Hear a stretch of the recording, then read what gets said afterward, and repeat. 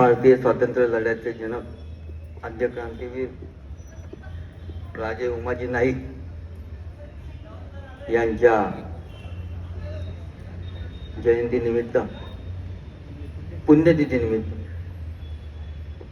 दरवर्षी सालावतप्रमाणे या ठिकाणी आयोजित केलेल्या कार्यक्रमाला मंचावर उपस्थित आपल्या सर्वांचे मार्गदर्शक, या चळवळीचे प्रणेते आप्पासाहेब चव्हाण, मंचावर उपस्थित अन्य मान्यवर, जमलेल्या मोठ्या संख्येने माझ्या भगिनी आणि बंधूंनो, आज राजे उमाजी नाईक आपण जी स्वातंत्र्याची फळे चोखतोय, आपण विकसित होतोय, आपल्या सर्वांना या लोकशाहीचं महत्त्व समजतंय, आपल्याला प्रत्येकाला जगण्याचा एक अधिकार, चांगल्या जगण्याचा अधिकार ज्यांच्या त्यागातनं, समर्पणातनं आपल्याला मिळाला, अशा जे मान्यवर होते त्यात उमाजी नाईकांचा हा सिंहाचा वाटा होता.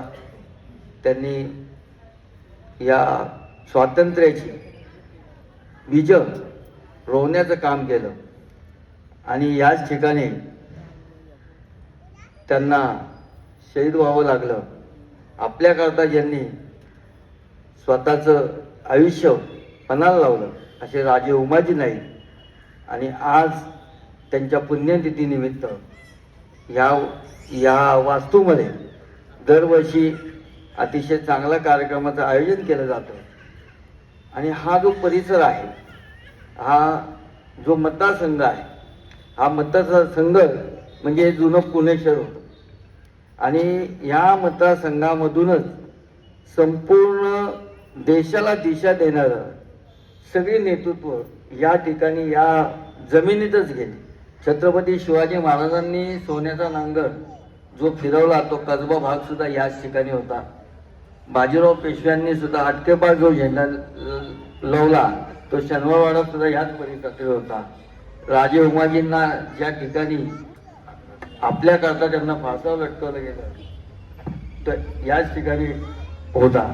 असा या संपूर्ण पावनभूमी, ही जी पावनभूमी आहे, शिवाजी महाराज असतील, बाजीराव पेशवे असतील, लोकमान्य असतील, राजे उमाजी नाईक असतील, या सर्वांनी स्वतःच्या आयुष्य समर्पित करून आज जो देश घडलेला दिसतो तो या सगळ्यांच्या पुण्याईमुळे घडलेला दिसतोय आणि त्याचीच फळं आपण साधतो.